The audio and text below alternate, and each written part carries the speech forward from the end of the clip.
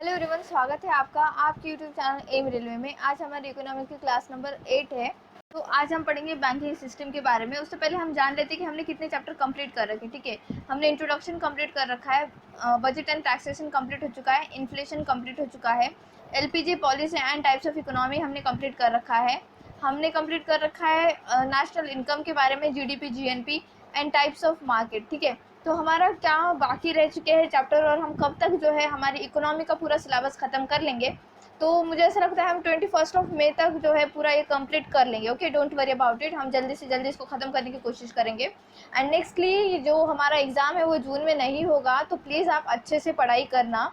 Chapter की clarity होना बहुत ज़्यादा ज़रूरी है अभी इस वक्त में, क्योंकि इसका कंपटीशन तो बहुत हाई लेवल का है, नो डाउट। ठीक है, लेकिन आपका चैप्टर क्लैरिटी जो भी सब्जेक्ट है एक्चुअली क्लियर होना बहुत ज़्यादा ज़रूरी है। ठीक है, तो देखो बैंकिंग सिस्टम, हाँ आज पढ़ लेंगे हम लोग बैंकिंग सिस्टम के। हो सकता है शायद 2 क्लासेस बन जाए, पार्ट 1 पार्ट 2, क्योंकि थोड़ा बड़ा है ये चैप्टर। नेक्स्टली जो इंटरनेशनल ऑर्गेनाइजेशन, ये छोटा सा चैप्टर है ये, और 5 ईयर प्लान हो सके तो मैं इकट्ठा ही आपको अपलोड कर दूंगी कल की बात, या फिर परसों कर दूंगी। ठीक है, क्योंकि बैंकिंग सिस्टम का 2 पार्ट बन जाएगा। देन फाइनेंशियल मार्केट भी छोटा सा टॉपिक है, थ्योरी ऑफ कंज्यूमर भी छोटा सा टॉपिक है। तो ऑलमोस्ट हमारे 5 चैप्टर अगर हम कंप्लीट कर लेंगे तो हमारा इकोनॉमिक्स कंप्लीट हो जाएगा। फिर हम तुरंत ही जो है मार्केटिंग पर जंप करेंगे और मार्केटिंग अच्छे से पढ़ाएंगे आपको। ठीक है, डोंट वरी, सारा सिलेबस कवर होगा और ये फ्री में आपको पीडीएफ प्रोवाइड कर रहे हैं हम लोग। आप ऐसे क्यों कर रहे हैं कि पेड वाला पीडीएफ दे देना। पेड वाला जो पीडीएफ है ये है हमारा जीके का पीडीएफ 2021 एडिशन का, 239 रुपीज में है। इसमें जो आपको हिस्ट्री दी गई है इंडिया की हिस्ट्री है, इंडियन रेलवेज की हिस्ट्री नहीं है ये। इंडियन रेलवेज की हिस्ट्री हमने फ्री में प्रोवाइड कर रखी है, मेरे टेलीग्राम ग्रुप पर ज्वाइन कर लेना। नेक्स्ट ज्योग्राफी है, इंडियन ज्योग्राफी कंप्लीट कर रखा है, इंडियन पॉलिटी कर रखा है, इकोनॉमिक्स कर रखा है, जनरल नॉलेज कर रखा है। अप टू डेट 2021 का एडिशन ऑल सब्जेक्ट वाला ले लेना आप लोग। ठीक है, चलिए हमारी क्लास स्टार्ट करते हैं। बैंकिंग सिस्टम, बैंकिंग प्रणाली के बारे में जानते हैं। एक्चुअली देखो बैंकिंग सिस्टम क्या होता है, बैंक क्या करता है, अल्टीमेटली लोगों को लोन प्रोवाइड करता है। लोगों को लोन प्रोवाइड करना मतलब उसको अल्टीमेटली पैसा आता है। कैसे? आप सोचोगे कि सिर्फ और सिर्फ इंटरेस्ट के बहाने से उनको पैसा आता होगा, ब्याज के बहाने से उनको पैसा आता होगा।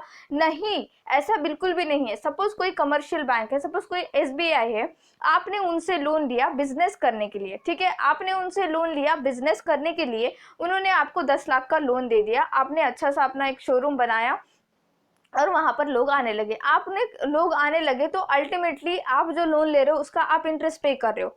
ठीक है, जो लोग आ रहे हैं वो आपका पैसा पे कर रहे हो, तो आपके पास मनी आ जाएगा, आप वो जो है डिपॉजिट कर दोगे। जो मनी आपने जो पैसा आपने दिया है ऑन ऑल, मतलब जो भी एसबीआई आपको पैसा दे रहा है लोन के फॉर्मेट में, उसका इंटरेस्ट तो ले ही रहा है, साथ ही साथ आप आपका सेविंग भी वहीं डिपॉजिट करोगे। जो आपके पास ग्राहक आ रहा है वो भी उसका उस तरह से डिपॉजिट करेगा। मतलब जो मनी फ्लो होता है वो सच में अगर कोई फ्लो कंट्रोल करता है तो वो करता है बैंक, कोई भी एक बैंक। तो हमारे यहाँ पर जो बैंक है वो है सेंट्रलाइज बैंक, हमारा आरबीआई बैंक, बैंकों का बैंक आरबीआई बैंक। तो बाजार में पैसा कितना आना चाहिए, बाजार से कितना पैसा जो है हम निकाल सकते हैं, ये सिर्फ और सिर्फ आरबीआई डिसाइड करेगा। जैसे मैं अगर आपको सिंपल एग्जांपल दूं ना, मतलब एकदम छोटे बच्चे को कैसे एग्जांपल देते हैं वैसे मैं आपको एग्जांपल देती हूँ आरबीआई के बारे में, आपका पूरा कंसेप्ट ही क्लियर हो जाएगा बैंकिंग सिस्टम का। आरबीआई एक बहुत बड़ा कुआं है, ठीक है, बहुत बड़ी वेल है जिसमें बहुत ज्यादा वेल्थ है, बहुत ही ज्यादा पैसा है। ठीक है, समझो, इस तरह से समझो, आरबीआई एक कुआं है, ठीक है, बहुत बड़ा वेल है और इसके बहुत सारे ऐसी पाइपलाइन चल रही है। ठीक है, पाइपलाइंस है। तो ये क्या है? पाइपलाइन है। ये है कमर्शियल बैंक, कोई भी छोटी मोटी बैंक हो सकती है, कोई बड़ी बैंक हो सकती है, कोई प्राइवेट बैंक हो सकती है, कोई एनबीएफसी हो सकता है, वो सब कुछ हम आगे देखेंगे।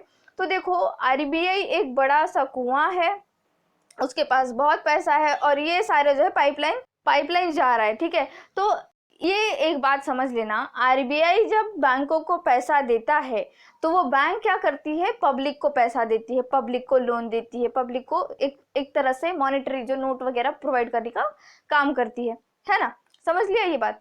अब सेकेंडली बात ये है यहाँ पर कि सपोज आरबीआई को लग गया कि मार्केट में आ रही है इन्फ्लेशन की कंडीशन, मार्केट में हो रही है महंगाई, और महंगाई कब होती है? जब लोगों के पास पैसा बहुत ज़्यादा आ जाता है। बहुत सारे उसके जो है पर्सपेक्टिव है, मतलब बहुत ज़्यादा रीजंस है कि महंगाई होने के, जो कि हमने इन्फ्लेशन चैप्टर में पढ़ रखा है।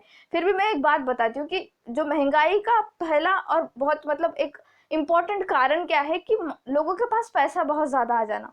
ठीक है, लोगों के पास पैसा बहुत ज़्यादा आ जाएगा तो आरबीआई को क्या करेगा? आरबीआई कि भाई लोगों के पास पैसा बहुत ज़्यादा है और इसके वजह से जो वीकर सेक्शन है, जो कि आम आदमी है, उनके ऊपर बर्डन होगा, उनको हानि होगी।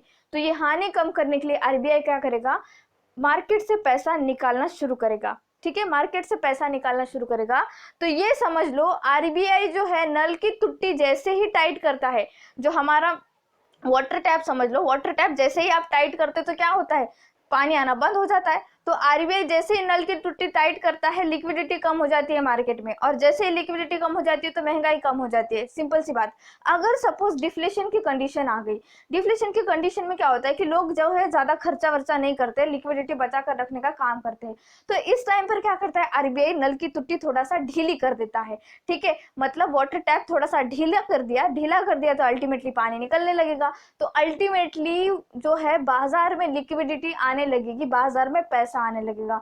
सिंपल सोबर एग्जाम्पल, मतलब इतना सिंपल एग्जाम्पल किसी ने नहीं दिया होगा आरबीआई के बारे में। ठीक है, बहुत ही सिंपल एग्जाम्पल दिया है मैंने कि आपने अगर टाइट पकड़ के रखा तो पैसा नहीं जाएगा, आपने थोड़ा सा ढीला छोड़ दिया हाथ तो पैसा छूटने लगेगा, ऐसी बात है। ओके, तो आरबीआई जो है हमारी सेंट्रलाइज्ड बैंक है, हमारे बैंकों की बैंक आरबीआई बैंक कहते हैं इसको। ठीक है, तो ये क्या है एक्चुअली इस्टेब्लिश हुआ था 1935 में, 1 अप्रैल 1935 में एक एक्ट के तहत। एक एक्ट था आरबीआई एक्ट 1934।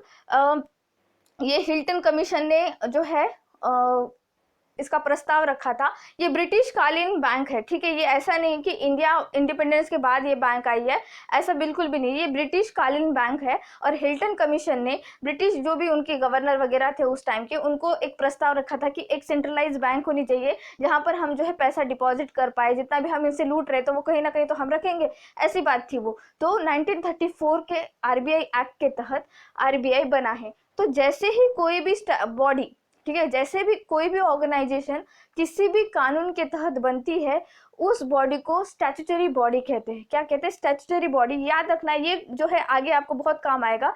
स्टैट्यूटरी बॉडी कहते हैं जो भी एक्ट के तहत बनती है। ठीक है, जो भी एक्ट के तहत बनती है, किसी कानून के तहत बना स्टैट्यूटरी बॉडी। अगर आपके कॉन्स्टिट्यूशन में लिखकर है वो बॉडी, ठीक है, वो ऑर्गेनाइजेशन या वो इंस्टीट्यूट आपके कॉन्स्टिट्यूशन में लिखा हुआ है, तो वो हो गया कॉन्स्टिट्यूशनल बॉडी। और अगर कॉन्स्टिट्यूशन में भी नहीं लिखा है और किसी एक्ट के तहत भी नहीं बना है, तो उसको कहते हैं एक्स्ट्रा कॉन्स्टिट्यूशनल बॉडी या फिर नॉन स्टैट्यूटरी बॉडी। जैसे कि हमारा नीति आयोग, नीति आयोग पहले होता था प्लानिंग कमीशन, अब उसको कन्वर्ट कर दिया नीति आयोग में। अगर सरकार चेंज होगी तो और उसका नाम कन्वर्ट कर दिया जाएगा, उसका फॉर्मेट कन्वर्ट कर दिया जाएगा, कुछ चेंजेस कर सकते हैं। क्यों? क्योंकि वो कहीं पर भी लिखा नहीं है, कॉन्स्टिट्यूशन में लिखकर नहीं दिया है, ना ही किसी एक्ट के तहत बना है, तो उसमें छेड़खानी आराम से कर सकते हैं, ये बात होती है। तो आरबीआई के रूल्स में छेड़खानी नहीं हो सकती क्योंकि ये एक स्टैट्यूटरी बॉडी है। ठीक है, कब स्टैब्लिश हुई थी? 1935 में कोलकाता में। बट अभी हाल फिलहाल इसका हेडक्वार्टर कहाँ पर है? तो ये है मुंबई में। याद रखना, ये क्वेश्चन बनते हैं। ठीक है, आरबीआई का पहला जो गवर्नर था, ऑब्वियस है फॉरेनर होगा, उसका नाम था ओसबोरोन स्मिथ। ठीक है, ओ स्मिथ। ठीक है, ओसबोरोन स्मिथ करके नाम था उसका। और अगर पूछा जाए आपको क्वेश्चन, जो कि यही क्वेश्चन बनता है हमेशा कि आरबीआई का गवर्नर आफ्टर इंडिपेंडेंस या फिर पहला इंडियन जो आरबीआई का गवर्नर है वो कौन है? तो वो है सीडी देशमुख जी। कौन है? यहाँ पर दिया है मैंने, सीडी देशमुख जी। लेकिन ये आरबीआई के साथ 1939 से जुड़े हुए हैं। ऐसा नहीं है कि आफ्टर इंडिपेंडेंस इनको अपॉइंटमेंट मिला है, बिल्कुल नहीं। ये आरबीआई से 1939 से जुड़े हुए एज अ इंटर्न वगैरह ऐसे कुछ तो इन्होंने शायद ज्वाइन किया था, फिर 1943 में इनका प्रमोशन हुआ, ऐसा कुछ तो। बट ये आरबीआई के साथ बहुत पहले से थे, इसीलिए तो आफ्टर इंडिपेंडेंस इनके पास इतना ज़्यादा एक्सपीरियंस था कि सरकार ने इनको आरबीआई का गवर्नर बनाया। नया, ठीक है। ऐसे ही किसी को उठा के थोड़ी ना कर देंगे, ठीक है। आप फ्रीडम फाइटर हो, ऑल सब कुछ सही है, बट अगर आपको कोई बैंक चलानी है, आपको कोई ऑर्गेनाइजेशन चलाना है, तो आपको उसके बारे में पता होना चाहिए, तभी आपको उठाकर उस सीट पर बिठाया जाएगा, उस कुर्सी पर बिठाया जाएगा ना। तो अल्टीमेटली ये बात है कि समझ लो 1939 से इनका रिश्ता था आरबीआई के साथ, इसीलिए ये पहले आरबीआई गवर्नर बने हैं इंडियन, ठीक है, भारतीय, सीडी देशमुख जी, ठीक है, याद रखना ये चिंतामन द्वारकानाथ देशमुख जी। लेकिन जो आपका ऑप्शन आएगा ना सीडी देशमुख ही कर आएगा, डोंट वरी, ओके। नेक्स्ट जो है, अभी फिलहाल हमारे प्रेजेंट आरबीआई गवर्नर कौन है? तो हमारे प्रेजेंट आरबीआई गवर्नर है शक्तिकांत दास जी, 25 नंबर के गवर्नर है। इनके पहले कौन गवर्नर रह चुके हैं? उर्जित पटेल जी। और उनके पहले कौन रह चुके हैं? वो है रघुराम राजन जी, ठीक है। तो आपको सिर्फ और सिर्फ शक्तिकांत दास का नाम याद रखना है, इनका नाम याद रख लिया। और जो भी हमारे 4 अभी फिलहाल डिप्टी गवर्नर है, जैसे बीपी कानूनगो, पात्रा जी है, और अभी जस्ट फिलहाल राबी जी बने हैं, तो इनका नाम आपको याद कर लेना है। और जो मेरा इकोनॉमिक्स का जिन लोगों ने भी पीडीएफ ले रखा है बच्चों, जब मैंने लिखा था तब इनका अपॉइंटमेंट नहीं हुआ था, इसीलिए वो अपडेटेड नहीं है, तो आप उसमें अपडेट कर लेना, क्योंकि ये क्वेश्चन बन सकता है। डिप्टी गवर्नर के रिलेटेड क्वेश्चन 100% बनेगा ही बनेगा इस बार, क्योंकि वो अपॉइंटमेंट हो चुकी है। क्यों दो गवर्नर जो है चेंज हुए हैं ना, पहले अलग थे, विरल आचार्य जी थे, वो जो है अलग चले गए, मतलब उनको तो अपॉइंटमेंट दूसरी तरफ मिल गई ना, एडीबी वगैरह कुछ है। तो वो चीज आपको याद करनी है कि डिप्टी गवर्नर, 4 डिप्टी गवर्नर याद ही करने, ठीक है। आरबीआई में वैसे मैं बताऊं 21 मेंबर का पूरा 21 मेंबर का बोर्ड होता है इनका टोटल। इतना डिटेल में नहीं पढ़ना है, फिर भी मैं अगर आपको बताऊं तो एक गवर्नर है और 4 डिप्टी गवर्नर है उनको असिस्ट करने के लिए, ठीक है। एक गवर्नर है और 4 डिप्टी गवर्नर है उनको असिस्ट करने के लिए। Next thing, nationalisation. अच्छा, बैंकों का नेशनलाइजेशन जो हुआ है इंदिरा गांधी जी के समय हुआ है, और इनका इतना बेहतरीन स्टेप लिया है इन्होंने। इंदिरा गांधी जी सच में मुझे इतना ज़्यादा पसंद आती है इस स्टेप के कारण, बिकॉज इन्होंने जो स्टैंड लिया था उस टाइम पर, उस समय, ठीक है, बहुत ही एकदम क्रांतिकारी मूवमेंट की तरह क्रांतिकारी स्टैंड था उनका, क्योंकि नेशनलाइज करना, किसी प्राइवेट बैंक को अपनी तरफ खींचना, ये कोई ऐसी छोटी मोटी बात नहीं है, ठीक है। बहुत ही अच्छा काम किया था इन्होंने। नेशनलाइजेशन का मतलब होता है राष्ट्रीयकरण करना, जो भी प्राइवेट बैंक्स है, ठीक है, उनको भारत सरकार की अंडर लेना। अल्टीमेटली क्या हुआ था, आफ्टर इंडिपेंडेंस जितने भी प्राइवेट सेक्टर थे, जितने भी प्रोविंस थे, उनको भारत सरकार के अंदर आना ही था। लेकिन क्या है ना कि लालसा थी बहुत ज़्यादा, जो है एक तरह की लालसा थी। कोई भी, आप जब हम हिस्ट्री पढ़ेंगे, मॉडर्न हिस्ट्री पढ़ेंगे, तो मैं आपको डिटेल में बताऊंगी कि जो भी प्रोविंस थे, अलग अलग प्रोविंस, उनको मिलाने के लिए कितनी, जो है हमारे वल्लभ भाई पटेल, हमारे जो सरदार वल्लभ भाई पटेल है, उनको कितनी मेहनत लेनी पड़ी, कितनी जो है एक तरह से परेशानी उठानी पड़ी, वो हम आगे देखेंगे। तो यहाँ पर देखो इंदिरा गांधी ने क्या किया था 1969 में, ये हॉलीडे प्लानिंग टाइम था, यहाँ पर कोई जो है 5 ईयर प्लान नहीं था, वो जब हम अगला 5 ईयर प्लान वाला जो चैप्टर पढ़ेंगे उसमें मैं बताऊंगी।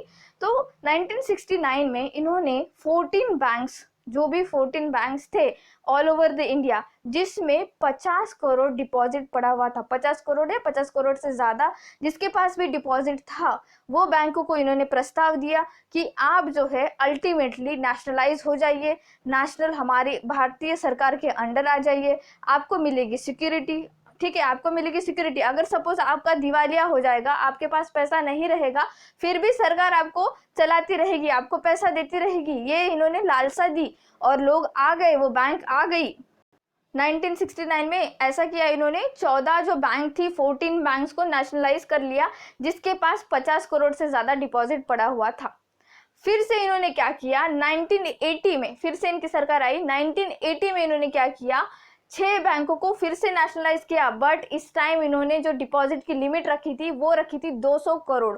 200 करोड़ से ज़्यादा अगर आपके पास पैसा है तो आप जो है नेशनलाइजेशन में आ सकते हैं। तो 6 बैंकों को इन्होंने अप्रूवल दिया। तो इस तरह से 20 बैंकों का नेशनलाइजेशन, राष्ट्रीयकरण किसके हाथों से हुआ है, तो हुआ है इंदिरा गांधी जी के हाथों से, और बहुत बेहतरीन सिस्टम था तब के टाइम पर, बैंकिंग सिस्टम बहुत स्ट्रांग था। अब बैंकिंग सिस्टम बहुत बर्बाद हो चुका है। आप देखना एनपीए की वजह से कैसे कैसे बैंकों का जो है नुकसान हो चुका है। कितने बैंकों को तो सरकार खुद पैसे दे रही कि भाई तेरी दिवालिया कंडीशन तो है, लेकिन हमको सरकार भी बचानी है, हमें भी तो मुंह दिखाना है पब्लिक को, इसीलिए उनको पैसा देती है, और फिर वो पैसा आपको जो आपने डिपॉजिट किया होगा तो आपको मिल जाता है। इस तरह की यस बैंक वाली कंडीशन सबको पता है ना, अगर आप अच्छे से न्यूज वगैरह देखते हो या फिर न्यूज़पेपर वगैरह पढ़ते हो तो यस बैंक वाली कंडीशन याद रख लो इस बार, ठीक है। तो देखो नेशनलाइजेशन हुआ था। अब नेशनलाइजेशन का एक फायदा क्या होता है कि मतलब क्यों नेशनलाइजेशन करना, ठीक है। सबसे पहली बात, जैसे ही आप नेशनलाइज करते हो, देखो उस टाइम पर 1969 में 50 करोड़ का जिसके भी पास डिपॉजिट है वो अल्टीमेटली राष्ट्रीयकरण में आ रहा है, नेशनलाइजेशन में आ रहा है, तो वो पैसा किसका हुआ? सरकार का हुआ, ठीक है। ऐसा नहीं है कि पूरा सरकार उसके ऊपर धावा बोल देगी और पैसा निकाल लेगी बैंक से, ऐसा कुछ भी नहीं होता है। बट वो एक तरह से सरकार का एसेट होता है, ठीक है, एसेट होता है। एसेट एंड लायबिलिटी मैंने बता रखा है। अब अगर किसी ने पूछा तो देखो मुझे बुरा लग जाएगा। तो देखो इसका ऑब्जेक्टिव क्या होता है। फर्स्ट तो इसका ऑब्जेक्टिव है कि फाइनेंशियल इंक्लूजन बढ़ जाता है। अब फाइनेंशियल इंक्लूजन का मतलब क्या होता है कि वित्तीय समावेश को बढ़ा देना। अब वित्तीय समावेश आप पढ़ते ही आपको कुछ भी नहीं समझ में आएगा, तो मैं बताती हूँ। फाइनेंशियल इंक्लूजन का मतलब होता है कि जो आम नागरिक है, जो हमारा जो भी एक तबका होता है ना, कि भाई वो लोग जो है पहले पहले ऐसे होता था, अब नहीं है। अब हर एक के पास जो है बैंक अकाउंट है, पर पहले ऐसा नहीं होता था। तो वो फाइनेंशियल इंक्लूजन करना कि हर एक आम आदमी जो है एक उसका बैंक अकाउंट होना चाहिए, वो वहां पर जाकर पैसा डिपॉजिट करना चाहिए, ये एक उसका मेन ऑब्जेक्टिव होता है, ठीक है। अब जैसे कि जनधन योजना आपको पता होगा, जो मोदी जी ने जैसे वो आए थे सरकार में, उन्होंने लाया था कि जनधन योजना। तो इसमें क्या होता है कि हर एक के पास उन्होंने क्या किया, ₹0 में बैंक अकाउंट ओपन करके दिया, है ना। तो बैंक अकाउंट जैसे ही ओपन होता है तो ऐसा नहीं कि उसको वैसे ही खाली छोड़ देंगे आप लोग, नहीं, किसी ने डिपॉजिट किया होगा ना पैसा, बहुत ज्यादा पैसा डिपॉजिट हुआ था उसमें, ₹200 ₹300। हमको देखने के लिए कुछ भी नहीं लगता है जब 200 300 हम बोलते हैं, लेकिन अगर आप उसको मल्टीप्लाई करोगे करोड़ में, करोड़ जनता ने अगर सपोज 10 करोड़ जनता ने भी ₹200 अगर डिपॉजिट कर दिया तो वो कितना ज्यादा अमाउंट हो रहा है, ठीक है, ठीक है। मतलब 2:10 समथिंग इस तरह का जो है अमाउंट वहां पर जा रहा है। तो आप समझ रहे हो कि क्या गेम होता है, ये समझ में आ रहा है कि अगर राष्ट्रीयकरण हो रहा है तो अल्टीमेटली फाइनेंशियल इंक्लूजन बढ़ रहा है। आप बताओ मुझे कि मैंने अगर आपको कहा कि एक प्राइवेट बैंक है और एक गवर्नमेंट बैंक है, तो आप कौन से बैंक में जाके अपना अकाउंट ओपन करना चाहोगे? 101% आप जाओगे गवर्नमेंट बैंक के पास। क्यों? क्योंकि वहां पर एक आपको जो है लगता है कि सिक्योरिटी प्रोवाइड होगी, आपको लगता है कि वहां पर हमारा पैसा सेफ रहेगा। अगर सपोज आगे जाकर ये बैंक डूबती भी है तो सरकार हमको पैसा देगी। तो ये है एक उसका ऑब्जेक्टिव फाइनेंशियल इंक्लूजन बढ़ाने का, ठीक है। नेक्स्ट ऑब्जेक्टिव क्या है? Public welfare. अल्टीमेटली पब्लिक को जो है पैसा मिलता रहेगा, हमारा जो है जनता का कल्याण होता रहेगा अगर नेशनलाइज होगा। क्यों ऐसा कहा इन्होंने? क्योंकि देखो जब भी अगर कोई नेशनलाइज बैंक है, कोई सरकारी बैंक है, तो वहां पर जो भी इंटरेस्ट रेट रखा जाता है, जो ब्याज का दर रखा जाता है, वो एक फिक्स अमाउंट होता है। वो सरकार वगैरह को डिसाइड करके, अगर सपोज कोई बैंक, सरकारी बैंक बहुत ज्यादा इंटरेस्ट ले रही है तो ये गलत बात है, फिर सरकार उसके ऊपर एक्शन लेगी। तो एक बैंक के हिसाब से, मतलब बाजार मूल्य के हिसाब से ही, मार्केट के रेट के हिसाब से ही वहां पर इंटरेस्ट रखा जाएगा, जस्ट बिकॉज वो बैंक एक नेशनलाइज बैंक है, ठीक है, गवर्नमेंट बैंक है। नेक्स्ट यहाँ पर है कि जो प्राइवेट सेक्टर डोमिनेंस है। आप मुझे बताना कि कोई बैंक है, प्राइवेट बैंक है, ठीक है, उसके पास इतना पैसा है, मतलब बहुत ज्यादा पैसा, ठीक है, बहुत ज्यादा पैसा। तो वो क्या करेगी? सपोज अगर सरकार का उसके ऊपर नियंत्रण नहीं था, ठीक है, सरकार अगर उसके ऊपर नियंत्रण नहीं रख सकती तो वो बैंक एक तो इलीगल एक्टिविटीज में काम करने लगेगी, मनी लॉन्ड्रिंग वगैरह चीजें होने लगेंगी। तो ये जो कंडीशन थी वो रिमूव करना, उस चीज को आने ना देना, ये चीज, इसीलिए हमारा राष्ट्रीयकरण करना जरूरी होता है, मतलब बैंकों का नेशनलाइजेशन करना जरूरी होता है, ठीक है। फाइनेंशियल इंक्लूजन मैंने बता दिया कि connecting maximum population with the banking system. अब आता है मॉनेटरी पॉलिसी ऑफ आरबीआई। देखो पहले तो आरबीआई काम करता था एमपीसी, मॉनेटरी पॉलिसी, मतलब मार्केट में कितना पैसा जाना चाहिए, कितना रहना चाहिए, ये सब कुछ आरबीआई के हाथ में था। मतलब आरबीआई जो था वो राजा था, लेकिन जैसे ही सरकार चेंज हुई 2016 से अब आ गई है मॉनेटरी पॉलिसी कमेटी, एमपीसी, ठीक है, मॉनेटरी पॉलिसी कमेटी। तो यहाँ पर देखो, यहाँ पर एक्चुअली क्या होता है, 3 मेंबर आते हैं आरबीआई से, 3 मेंबर आते हैं सरकार की तरफ से, गवर्नमेंट की तरफ से। पहले ऐसा नहीं होता था, इसमें जो भी मेंबर होते थे वो सारे आरबीआई के मेंबर होते थे। तो आरबीआई की मनमानी चलती थी कि पैसे का रेट कितना रखना चाहिए, करेंसी कितनी प्रिंट करनी चाहिए, लोगों के पास मतलब बैंक को कितना लोन देना चाहिए, लोन दोगे तो उसके ऊपर कितना परसेंटेज हमको इंटरेस्ट रखना है, ब्याज खाना है, ये सब कुछ क्या करता था, आरबीआई डिसाइड करता था। ठीक है, आरबीआई डिसाइड करता था। ये काम अब नहीं होता, अब मतलब आरबीआई की मोनोपोली यहाँ पर खत्म हो चुकी है। अब यहाँ पे सरकार से 3 लोग आते हैं और आरबीआई से 3 लोग आते हैं, और इनका हेड होता है गवर्नर। ठीक है, इनका हेड जो होता है वो होता है गवर्नर, और गवर्नर के पास एक एक्स्ट्रा वोट होता है। ठीक है, एक एक्स्ट्रा वोट होता है, 6 मेंबर की कमेटी होती है। ठीक है, 6 मेंबर की कमेटी होती है एमपीसी। गवर्नमेंट के पास एक एक्स्ट्रा वोट होता है, क्योंकि देखो 3 मेंबर जो है आरबीआई की तरफ से आ रहे, गवर्नर को मिलाकर 3 मेंबर आ रहे सरकार की तरफ से। तो अगर 3-3 अलग अलग वोट हो गए, किसी बात के ऊपर इनकी बहस हो गई और 3-3 अलग अलग वोट हो गए, तो सेम इक्वालिटी आ गई ना। तो ये इक्वालिटी मेंटेन करना है या फिर इक्वालिटी को खत्म करने के लिए जो गवर्नर होता है उसके पास एक एक्स्ट्रा वोट होता है। जब टाई हो जाता है ना सिचुएशन, तब वो एक्स्ट्रा वोट होता है और वो वोट डिसाइड करता है कि किस पक्ष में जो है रिजल्ट जाएगा, चाहे वो फिर सरकार की तरफ जाए, चाहे वो फिर आरबीआई के लोगों की तरफ जाए। ठीक है, इस तरह से मैंने मेरा जो पीडीएफ आपको दे रखा है, जो आपने पीडीएफ खरीद रखा है, उसमें मैंने बहुत बेहतरीन तरीके से एमपीसी का जो है बहुत अच्छे से लिख कर दिया है। उसको आज रात ही पढ़ना है आपको। ठीक है, उसको आज रात ही पढ़ना है। तो देखो, मॉनेटरी पॉलिसी ऑफ आरबीआई ये तो खत्म हो चुकी है, अब आती है एमपीसी, मॉनेटरी पॉलिसी कमेटी। ठीक है, मॉनेटरी पॉलिसी कमेटी क्या करता है, कुछ ऐसे ब्याज के दर डिसाइड करता है, कुछ ऐसे रेट डिसाइड करता है जिससे मार्केट में मनी फ्लो होता रहे। आप मुझे बताना कि बहुत ज़्यादा पैसा तो है लोगों के पास, चाइना में ये कंडीशन हुई थी, जस्ट 2020 में ये कंडीशन हुई थी, बहुत ज़्यादा आपके पास पैसा तो है लेकिन आप खर्च नहीं करते, आप खर्च नहीं करते, आप बाहर घूमने नहीं जाते, आप रोजमर्रा की चीजें नहीं खरीदते हो। ठीक है, तो क्या होगा, अल्टीमेटली जो है मंदी आ जाएगी, रिसेशन जैसी कंडीशन आ जाएगी। देखो, मार्केट में जो है ना पैसा होना जरूरी होता है और पैसों के साथ साथ उसका खर्च होना भी जरूरी होता है। इसी तरह से तो ये आरबीआई जो है ये रेट कंसिडर करती है, ब्याज दर कंसिडर करती है, जिससे कि पैसा चलता रहे। चलन में अगर पैसा रहेगा तो ही हमारी इकोनॉमी आगे बढ़ेगी। सही बात है ना, अगर कोई कुछ बेच रहा है, खरीदने वाला नहीं है, तो वो बेचने वाले के पास पैसे कहाँ से आएंगे। ठीक है, अगर कोई खरीद रहा है, वो जब खरीद रहा है तो उसका कुछ तो यूटिलाइजेशन कर रहा होगा ना, अल्टीमेटली पैसे देके, ऐसा तो नहीं कि वो बर्बाद हो रहा है, उसका कुछ तो यूटिलाइजेशन हो रहा है। तो अल्टीमेटली चलन में जो है मनी होना चाहिए। अब देखो, पहला जो टूल है आरबीआई का, जो मॉनेटरी पॉलिसी का पहला टूल है रेपो रेट। अब रेपो रेट क्या चीज होता है, रेपो रेट में देखो, आरबीआई जो है, ये समझिए ये आरबीआई बैंक है, ये कोई कमर्शियल बैंक है, सपोज एसबीआई बैंक ही समझ लेते हैं। तो आरबीआई एसबीआई बैंक को शॉर्ट टर्म के लिए, ठीक है, शॉर्ट टाइम के लिए, एकदम शॉर्ट टाइम के लिए लोन देती है, और एसबीआई बैंक से सिक्योरिटीज लेती है। ऐसा नहीं कि ऐसे ही लोन दे दिया उठाकर, ऐसा तो होता ही नहीं यार, कुछ भी, मतलब अगर आपको सिंपल सा भी लोन चाहिए, एजुकेशन लोन भी चाहिए, कुछ एजुकेशनल लोन तो छोड़ो, लेकिन अगर होम लोन वगैरह कुछ चाहिए तो उनको हम कुछ ऐसा सिक्योरिटी देते हैं कि भाई अगर सपोज आगे चलकर ये बंदा बंदी लोन नहीं फेड पाई, या जो है लोन नहीं रिफंड नहीं कर पाई, तो क्या होगा कि ये जो चीज़ है ये हम इनसे छीन लेंगे, ऐसी चीज़ है ना। तो आरबीआई शॉर्ट टर्म के लिए जो भी कमर्शियल बैंक है उनको पैसा देता है, लोन देता है सिक्योरिटी लेकर, वो उसे कहते हैं रेपो रेट। उसे क्या कहते हैं, रेपो रेट। अब डेफिनेशन पढ़ो, आप समझ में आ जाएगा। The rate at which RBI lend short term loan to other commercial bank, it's called repo rate.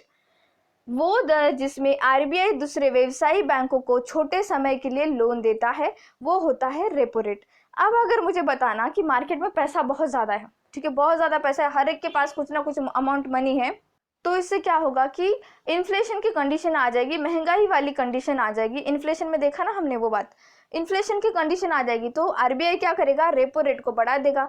Repo rate को बढ़ा देगा मतलब क्या है, जब एसबीआई कमर्शियल बैंक जब लोन लेगी, सपोज एसबीआई बैंक ही लोन ले रही है, रेपो रेट को बढ़ा दिया, पहले 8% रेपो रेट था, अब अगर 10% कर दिया तो एसबीआई कम लोन लेगी, ठीक है, एसबीआई लोन जो होगी कम लेगी, लोन कम लेगी तो पब्लिक को भी पैसा कम देगी, पब्लिक को पैसा कम देगी मतलब अल्टीमेटली मार्केट से पैसा जो है वो आने लग जाएगा आरबीआई के पास, अल्टीमेटली उनके पास चला जाएगा, मतलब मार्केट से पैसा कम होने लगेगा। तो ये बात याद रखना, रेपो रेट अगर बढ़ता है तो मार्केट में लिक्विडिटी कम होती है, रेपो रेट अगर कम होता है तो मार्केट में लिक्विडिटी बढ़ने लग जाती है, ठीक है। नेक्स्ट आता है रिवर्स रेपो रेट, ये सेकेंड टूल है आरबीआई का। रिवर्स रेपो रेट क्या कहलाता है, ये रेट जिस पर जो है आरबीआई, ठीक है, आरबीआई लोन बोरो करती है कमर्शियल बैंकों से, ठीक है। आरबीआई तो देखो बैंकों का बैंक है, आरबीआई के पास बहुत पैसा है, ऐसा नहीं है कि आरबीआई को किसी छोटी मोटी बैंक की जरूरत है कि भाई वो लोन ले, लेकिन यहाँ पर ये टूल किस काम के लिए आता है कि देखो अगर मार्केट में बहुत ज़्यादा पैसा आ रहा है उसको कैसे निकाले, सपोज हमने रेपो रेट भी बढ़ा दिया फिर भी लिक्विडिटी ज़्यादा है, तो ये क्या करेगा, रिवर्स रेपो रेट वाला टूल रहेगा, और ये हर साल का होता है, ऐसा नहीं कि सिर्फ एक ही टूल चलता है, सारे टूल चलते हैं, रेपो रेट चलता है, एसएलआर चलता है, सीआरआर चलता है, रिवर्स रेपो रेट चलता है।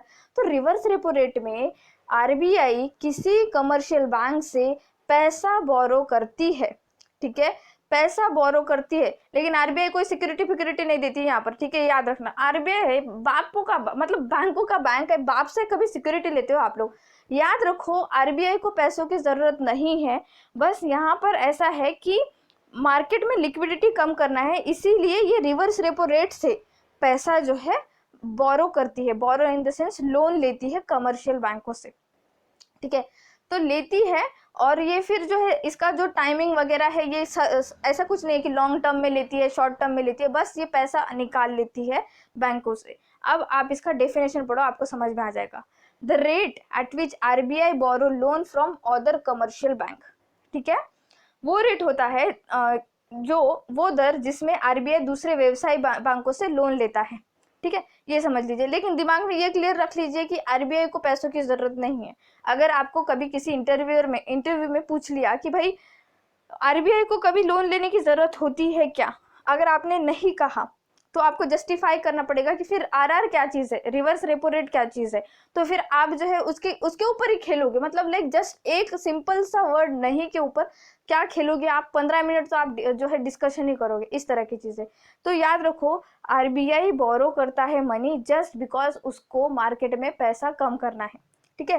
अगर आरआर जो बढ़ जाए, ठीक है, आरआर का रेट अगर बढ़ जाए 10% से 12% कर दिया जाए तो मार्केट में लिक्विडिटी क्या होगी, कम हो जाएगी, और ये हर साल इसका रेट बढ़ते रहता है, कम होते रहता है, ये बाई मंथली पॉलिसी है, चलते रहता है, ठीक है। ये तो देखो यहाँ पर क्या लिखा है, रिवर्स रेपो रेट जो होता है वो हमेशा कम होता है रेपो रेट से। ऐसा क्यों, देखो भाई अब जो है आरबीआई आपको जब लोन दे रहा है, ठीक है, आपको जब लोन दे रहा है तो सपोज 8% रेपो रेट रखा है, ठीक है, मतलब क्या है कि आप जब वो लोन फेडोगे तो आपको ब्याज में 8% ब्याज देना पड़ेगा, जितना भी आपका प्रिंसिपल है उसके ऊपर, ठीक है।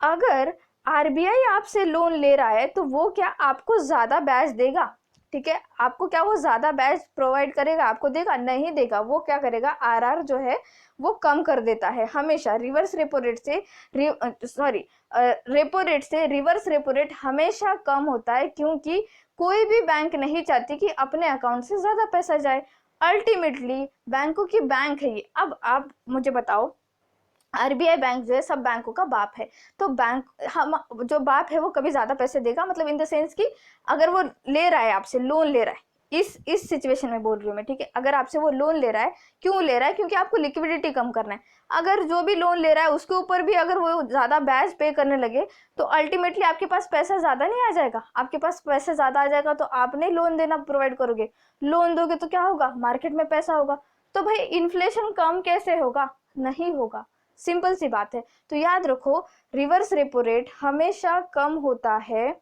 हमेशा कम होता है रेपो रेट से, ठीक है, याद रखना ये। नेक्स्ट टूल है बैंक रेट। अब बैंक रेट क्या होता है, एक्चुअली जो शॉर्ट टर्म पे लोन दिया जाता है उसके ऊपर होता है रेपो रेट, लेकिन जब आरबीआई बैंकों को, कमर्शियल बैंकों को लॉन्ग टर्म पे लोन देती है, ठीक है, किसी भी बैंक को आरबीआई लॉन्ग टाइम के लिए जो लोन देती है उसे कहते हैं बैंक रेट। उसके ऊपर जो भी वो ब्याज लगाती है वो होता है बैंक रेट। ठीक है, समझ में आ गया? बस यही फर्क है रेपो रेट में और रिवर्स रेपो रेट में। रेपो रेट में टाइम कम होता है, टाइम ड्यूरेशन कम होता है, बैंक रेट में टाइम ड्यूरेशन ज्यादा होता है। तो यहाँ पर डेफिनेशन पढ़ लो, the rate which RBI lend long term loan to other commercial bank. ठीक है, लैंड का मतलब होता है, अगर लेंडिंग पढ़ लिया तो मतलब पैसे देने वाला, और अगर बोरोइंग पढ़ लिया तो पैसे लेने वाला। ठीक है, बोरोइंग पढ़ लिया तो पैसे लेने वाला, लेंडिंग मतलब जो पैसे दे रहा है। ठीक है, इस तरह से। तो the rate which RBI lend long term loan to other commercial bank it's called bank rate. वो दर जिसमें आरबीआई दूसरे व्यवसायी बैंकों को लंबे समय के लिए लोन देता है उसे बैंक रेट कहते हैं, बैंक दर कहते हैं। नेक्स्ट है मार्जिनल स्टैंडिंग फैसिलिटी। अब मार्जिनल स्टैंडिंग फैसिलिटी क्या चीज होती है, इसमें एक्चुअली क्या होता है कि हमारी जो ये सिस्टम है पूरी, कभी जो बैंकिंग सिस्टम है कभी कभी ऐसा होता है कि कोलैप्स होने की कंडीशन है, या फिर बहुत ज़्यादा उनको ना इमरजेंसी में पैसे चाहिए होते हैं, तो अगर ओवरनाइट पैसे चाहिए आपको तो मार्जिनल स्टैंडिंग फैसिलिटी के हिसाब से आपको ब्याज भरना पड़ेगा। और ये सिर्फ और सिर्फ कमर्शियल बैंकों को ही लागू होता है। ठीक है, याद रखना, कमर्शियल बैंकों को, जो भी बैंक्स है, कोई गवर्नमेंट अगर रातों रात लोन लेना चाह रही है, ठीक है, रातों रात लोन लेना चाह रही है, या कोई भी सिस्टम, कोई भी बैंक रातों रात लोन लेना चाह रही है, आपको रातों रात हम लोन तो दे देंगे। आरबीआई वाले क्या बोलते हैं, हम आपको रातों रात लोन दे देंगे, कोई बात नहीं, हम लोन तो दे देंगे, लेकिन हमारी एक कंडीशन है। क्या कंडीशन है? कि भाई जो भी रेपो रेट होगा उस दिन का या उस रात का, उसका 1% आपको ज्यादा पैसा पे करना पड़ेगा।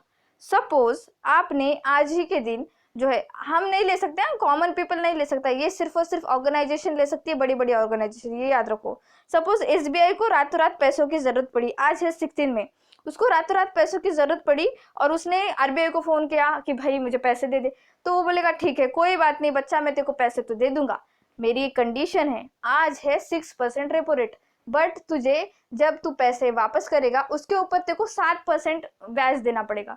वो बोलेगा ऐसा क्यों? क्योंकि ये हमारे पॉलिसी के अंडर आता है।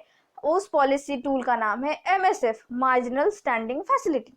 सिंपल। ओके, डेफिनेशन पढ़ो। In this system, a bank can borrow overnight loans for RBI at 1% higher than the current repo rate. Okay? इस नीति में एक बैंक आरबीआई से रातों रात लोन ले सकता है 1% ज्यादा दर में, रेपो दर से। ओके, नेक्स्ट है सीआरआर। अब कैश रिजर्व रेशियो क्या होता है कि कोई भी बैंक है, ठीक है, कोई भी बैंक है, उसमें जितना भी डिपॉजिट आता है उस डिपॉजिट का कुछ परसेंट पैसा आरबीआई के पास उसको रखना पड़ता है, और ये वीकली होता है, मतलब हफ्ते में हर हफ्ते में ये पैसा जाकर आरबीआई के पास जाकर रह जाता है, डिपॉजिट हो जाता है, और ये सिर्फ और सिर्फ कैश फॉर्म में होता है। कंपलसरी है, कोई भी बैंक हो उसको पैसा देना पड़ेगा, क्योंकि देखो आरबीआई क्या करता है ना, लाइसेंस देता है, चाहे वो प्राइवेट बैंक हो, चाहे वो गवर्नमेंट बैंक हो, चाहे वो एनबीएफसी हो, उनको लाइसेंस प्रोवाइड करने का काम कौन करता है? आरबीआई प्रोवाइड करता है। तो अल्टीमेटली आरबीआई क्या है? एक बैंकों का बैंक, वो मतलब एक सत्ता है उसकी, एक उसका मोनोपोली है कि उसके खिलाफ आप नहीं जा सकते। आरबीआई के खिलाफ चले गए मतलब आप खत्म हो गए, ऐसा समझ लो। तो जो सीआरआर होता है, आपके पास कितना भी कैश है, सपोज आपके पास 100 करोड़ कैश है, तो उसका कुछ परसेंट कैश आपको आरबीआई के पास डिपॉजिट करना पड़ता है हर हफ्ते, कैश के फॉर्मेट में, नगद ही होगा। ठीक है, और ये कंपलसरी है। तो यहाँ पे पढ़ो कैश रिजर्व रेशियो क्या रखा है। Every bank has to reserve a fix percentage of its total deposit to RBI in the form of cash. Okay, in the form of cash, it is compulsory, ये हमेशा जरूरी है, नगद में ही आपको रखना है, ब्याज नहीं मिलता है। हाँ, ये मोस्ट इंपॉर्टेंट बात है। देखो, आप अगर कोई भी बैंक हो, आप अपने जो भी डिपॉजिट है उसका कुछ परसेंटेज कैश रिजर्व रेशियो में रख रहे हो आरबीआई के पास, लेकिन आरबीआई आपको उसका जो है ब्याज नहीं देगा। जैसे अगर सपोज मेरा जो अकाउंट है एसबीआई बैंक में है और मैं वहां पर पैसे रख रही हूँ, ठीक है, डिपॉजिट कर रही हूँ, तो मुझे उसके ऊपर क्या मिलेगा? इंटरेस्ट मिलेगा, नो डाउट मुझे उसके ऊपर इंटरेस्ट मिलेगा। लेकिन यहाँ पर बैंक जब आरबीआई के पास पैसे नगद में रखता है डिपॉजिट, तो जो भी बैंक है उसको किसी भी तरह का इंटरेस्ट नहीं मिलता है, किसी भी तरह का ब्याज नहीं मिलता है उस डिपॉजिट के ऊपर। अब आप सोचोगे क्यों नहीं मिलता है, तो देखो अल्टीमेटली अगर उस डिपॉजिट के ऊपर जो है उसको ब्याज देने लगे, हम कमर्शियल बैंक को अगर ब्याज देने लगे आरबीआई, तो आरबीआई का जो है खजाना कम होता रहेगा। आरबीआई का खजाना कम होगा, अल्टीमेटली पैसा लोगों के पास ज्यादा आने लगेगा, तो कंडीशन क्या होगी, इन्फ्लेशन की कंडीशन होगी, कभी कभी हाइपर इन्फ्लेशन की कंडीशन हो जाएगी, इस तरह की कंडीशन हो जाएगी। ठीक है, तो ये जो है सीआरआर जो है वो बहुत ही बेहतरीन टूल है। रेपो रेट एक बहुत अच्छा टूल है, सीआरआर एक बहुत अच्छा टूल है। मुझे बहुत ही मतलब पर्सनली जितने भी इकोनॉमिक को जानते हैं लोग उनको सीआरआर बहुत ज्यादा पसंद आता है, क्योंकि देखो इसके ऊपर कोई भी ब्याज नहीं देना पड़ता है आरबीआई को, तो आरबीआई के पास वो उतना नगद रहता है, वो नगद वो सरकार को देगा, सरकार किसी अच्छे कामों में लगाएगी, इस तरह की चीजें होती है। ठीक है, लो इंटरेस्ट सिक्योरिटी की तरह ये जो है डिपॉजिट होता है और वीकली बेसिस पे डिपॉजिट होता है सीआरआर। नेक्स्ट है एसएलआर। अब एसएलआर क्या होता है, सीआरआर की तरह ही, लेकिन एसएलआर जो है बैंक अपने पास ही रखती है। मतलब कोई भी कमर्शियल बैंक हो, जैसे कि एसबीआई कंसीडर कर लो, तो एसबीआई कुछ परसेंटेज तो सीआरआर के रूप में हमारा जो भी नगद है वो दे चुकी है आरबीआई को, लेकिन एसएलआर के रूप में उसको नगद या फिर गोल्ड अपने पास भी डिपॉजिट करके रखना पड़ता है। ठीक है, इसको कहते हैं स्टैट्यूटरी लिक्विड रेशो। इसमें क्या होता है, every bank has to reserve a fix percentage to its total deposit with itself. ठीक है, उसके पास उसको वो डिपॉजिट रखना पड़ेगा, तब उसको कहेंगे वो एसएलआर है। और ये हो सकता है कैश हो सकता है ये गोल्ड हो, ऐसा नहीं कि सिर्फ कैश ही रखना पड़ेगा सीआरआर की तरह, नहीं, यहाँ पर आप गोल्ड भी डिपॉजिट करके रख सकते हो। नेक्स्ट टूल है ओपन मार्केट ऑपरेशन। अब ओपन मार्केट ऑपरेशन एक्चुअली क्या होता है ना, आरबीआई गवर्नमेंट की सिक्योरिटीज बेचने लगती है। अगर मार्केट में बहुत पैसा है, ठीक है, हर एक के पास पैसा है सपोज, और आरबीआई क्या करेगी, गवर्नमेंट की सिक्योरिटीज बेचेगी तो क्या करेगी, देखो सपोज हम गोल्ड बॉन्ड ही समझ लेते हैं, आरबीआई गोल्ड बॉन्ड बेच रही है, कोई लेनदार आता, मतलब कोई आ रहा है, वो खरीद रहा है तो अल्टीमेटली क्या दे रहा है, वो पैसे दे रहा है। ठीक है, पैसे दे रहा है तो मार्केट से पैसा आरबीआई खींच रही है, आरबीआई मार्केट से पैसा खींच रही है तो अल्टीमेटली लिक्विडिटी कम हो रही है। जैसे ही लिक्विडिटी कम होती है तो बैलेंस कंडीशन आ जाती है, और बहुत ही ज्यादा लिक्विडिटी कम हो रही है, बहुत ज्यादा लिक्विडिटी कम हो रही है तो डिफ्लेशन की कंडीशन आती है। तब आरबीआई क्या करता है, जो भी गोल्ड बॉन्ड उसने बेचे थे वो खरीदना शुरू करता है। गोल्ड बॉन्ड लेता है, पैसा देता है, गोल्ड बॉन्ड लेता है, पैसा देता है, तो अल्टीमेटली क्या है, मार्केट में पैसा अब आने लगेगा, कैश फ्लो होने लगेगा। तो एक सिंपल सी चीज है, आरबीआई का काम है लिक्विडिटी को मेंटेन रखना, पैसों का चलन मेंटेन रखना मार्केट में। ओके, अब ये जो मुद्रा बैंक है, नाबार्ड बैंक है, ये सब कुछ हम कल पढ़ेंगे, क्योंकि बहुत लंबी बन जाएगी वीडियो और आप लोगों को उतना समझने के लिए सारे rate, repo rate and all time लगेगा। तो प्लीज इसको फिर से देखना, अगर नहीं समझ में आए तो प्लीज फिर से देखना, और अगर समझ में आया तो बहुत बढ़िया। मेरे जो पीडीएफ खरीद रखा है, जिन लोगों ने भी पीडीएफ खरीद रखा है उसको पढ़ो, आपको बहुत अच्छे से समझ में आएगा, और लाइन बाय लाइन मैंने बहुत अच्छे से लिख के दिया है। क्लास खत्म करने के बाद उसको तुरंत ही पढ़ लेना, ठीक है। और अगर आपने पीडीएफ नहीं खरीद रखा है तो खरीद लेना। Okay, thank you so much for watching, please subscribe my channel, share this video, like this video and please keep revising. Thank you.